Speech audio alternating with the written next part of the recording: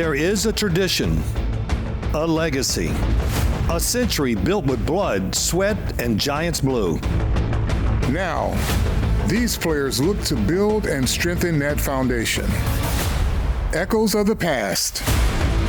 We just go out there like a bunch of crazy dogs. One touchdown, we are world champions. Say hello to the next generation. A franchise filled with pride begins the next chapter, and we can't wait. Once a Giant, always a Giant. Welcome back to Giants football. Season 100.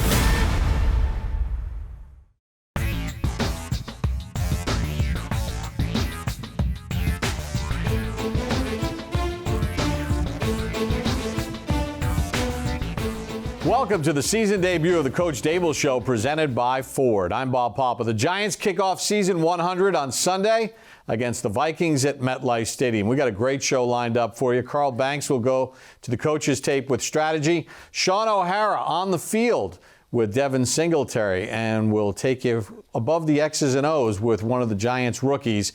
But it's with great pleasure we welcome in the head coach of the New York Football Giants, Brian Daboll. And Coach, year 3 for you, year 100 for the New York Giants. A lot of excitement around the football team right now.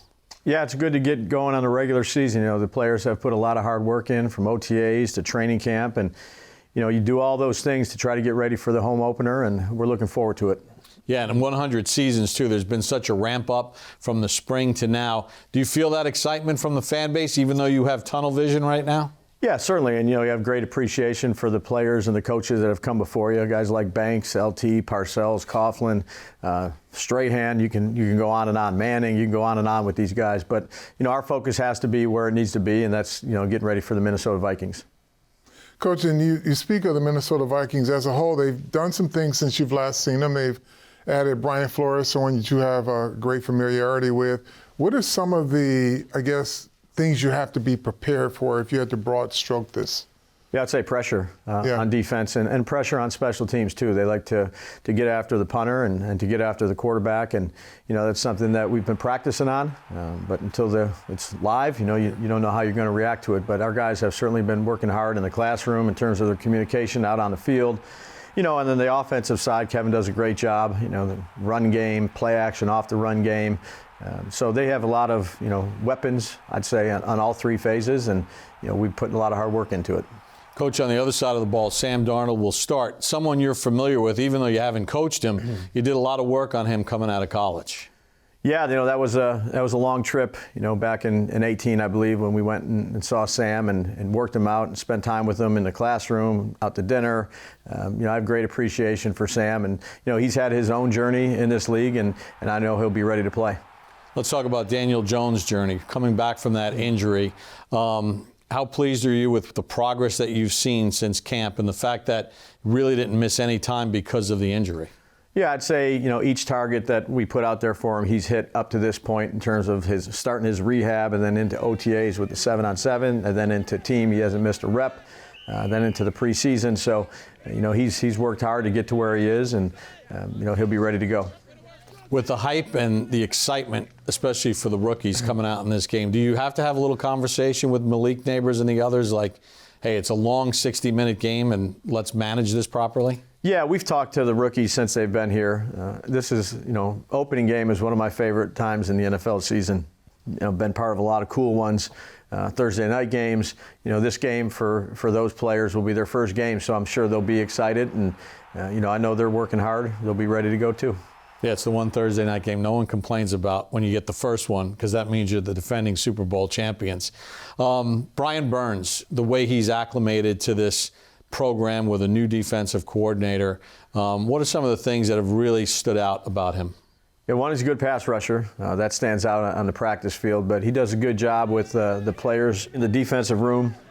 He does a good job with Thibodeau.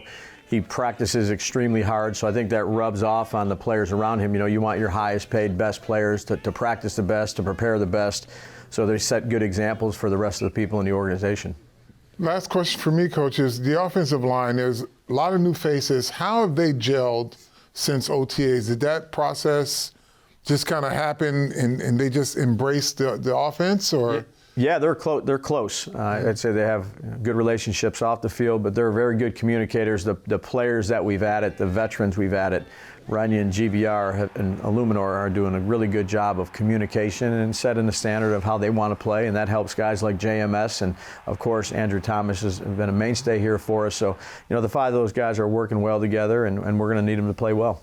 Coach, we appreciate a few minutes. Best of luck on Sunday against the Vikings. Thanks, guys. Coach. All right, we're going to take a timeout. When we come back, Coach and Carl will head to the auditorium above the X's and O's. All that and more here on the Coach Daboll Show, presented by Ford.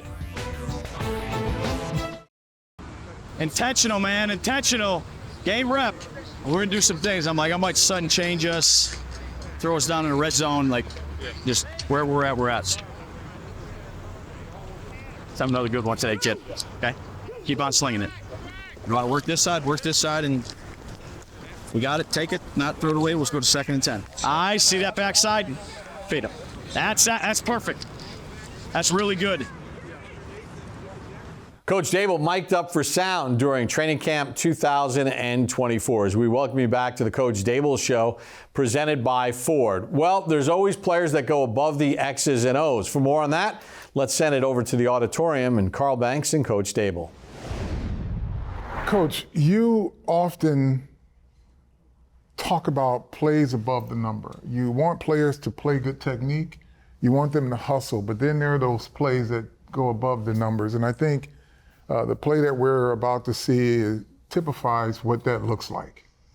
Yeah, you're talking about a tryout player way back in spring who then made it after that camp, goes into training camp, and this guy, Elijah Chapman, has just kind of everything we've asked him to do, he's rose to the challenge. And I think this is a great example. We're in the second half in our game against Houston in the preseason, where there's a lot of backups playing and people fighting for jobs, and we play a loaded box against this run scheme, and Houston does a great job of scooping it on the front side and really setting a good edge for their offense and a bad one for our defense. And you see 94 on the backside, away from the play. He's working against a cutoff block by the offensive tackle. He actually does a good job of maintaining integrity in case the ball does cut back to be in a good position. And unfortunately, they really seal the edge. They crack down on the safety. They scoop defensive tackle up to the linebacker. They double team the outside linebacker with the tight end and the fullback, and up to the corner. They really got a hat for a hat here with no force. So they do a great job for the Texans. And now that the ball carrier scoots out, which is probably the worst place to be as a defensive player when you're defending the run, is you just give him space to run and he doesn't get touched. It's usually going to result in a big play, which in this case it does. So here comes our safety to try to take a good angle, and the runner does a great job of making him miss. But you notice 94 on the backside, never giving up and hustling to the ball. And we talk about this all the time in the defensive room in terms of your effort and your intensity, and that's something that's non-negotiable.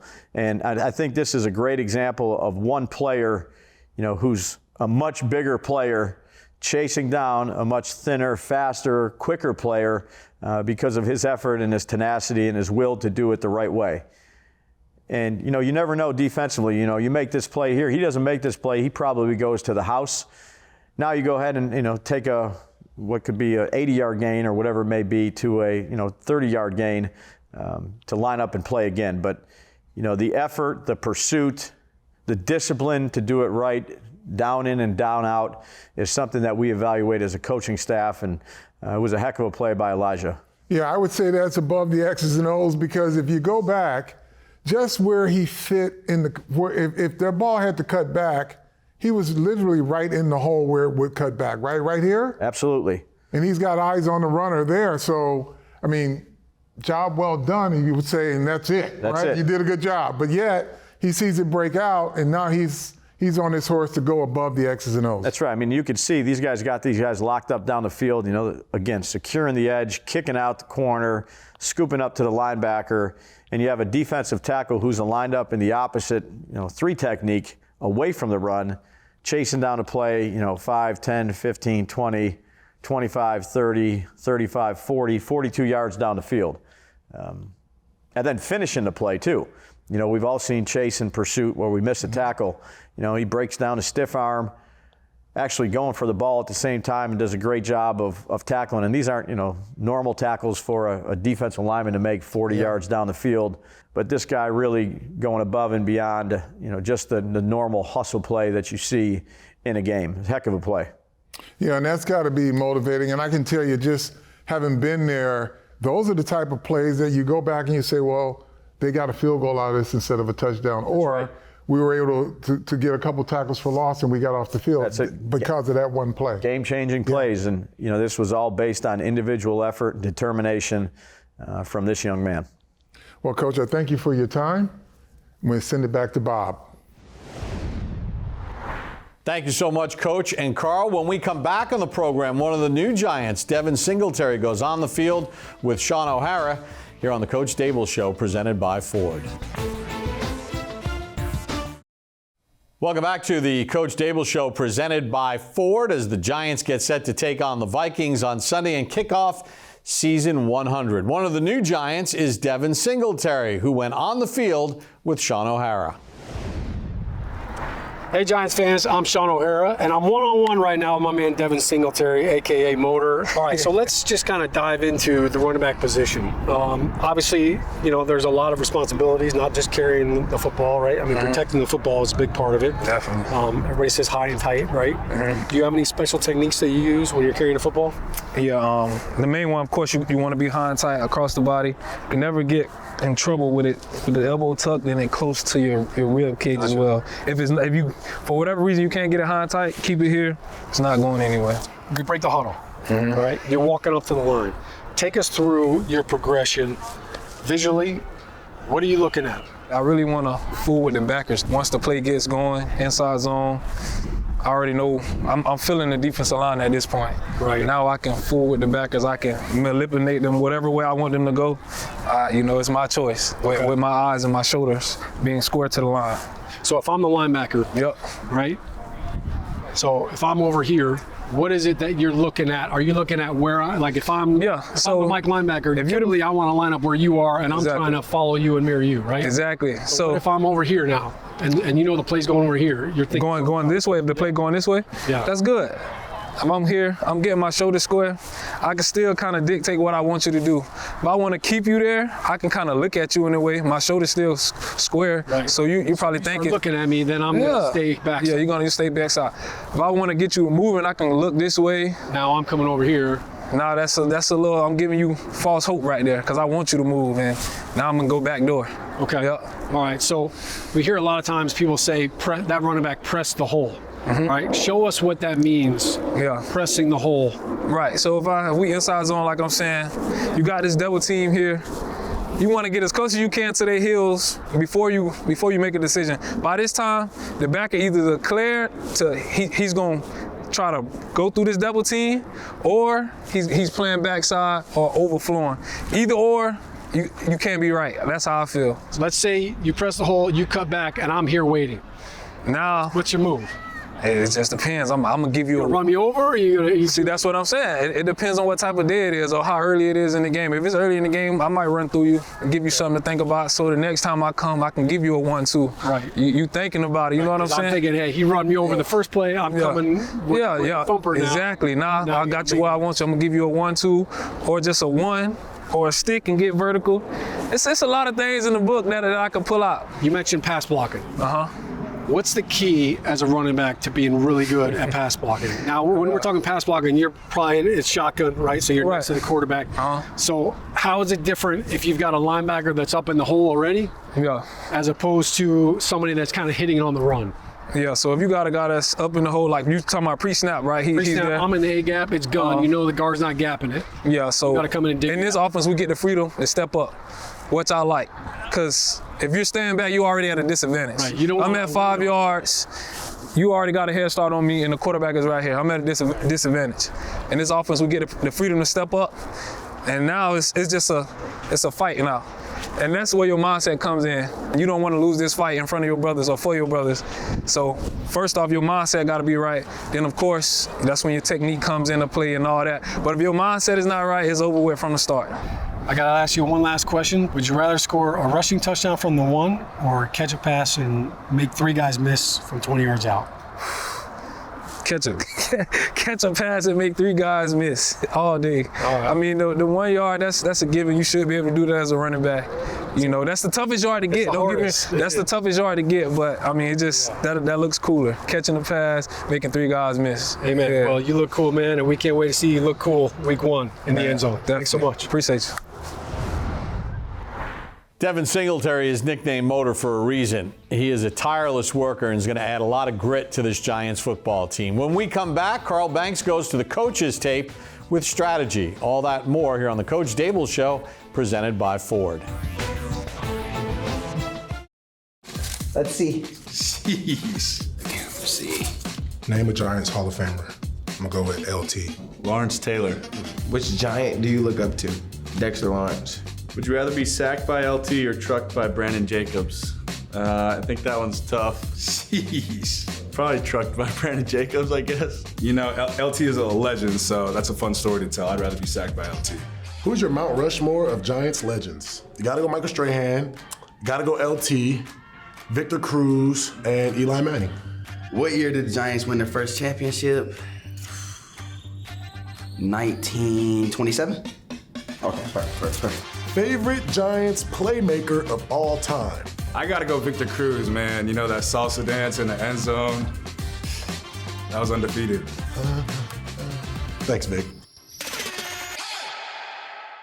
Welcome back to the Coach Daboll Show, presented by Ford. Yes, it'll be a big weekend at MetLife Stadium as the Giants kick off 100 seasons. And yes, the top 100 will be introduced at halftime, including Carl Banks, who steps in for this week's edition of Strategy. And Carl, this Vikings team has one of the best wide receivers in the league in Justin Jefferson. Yeah, Bob, the thing about Justin Jefferson is he's so subtle in all of his route running. So if you're a young defensive back, which the Giants will be playing, a few of those, you better go to work on him, because the things he does in his route is just little subtleties that will make you think he's going one way and he goes an opposite way. Let's just take a look here at the top of his route here. A little stutter step.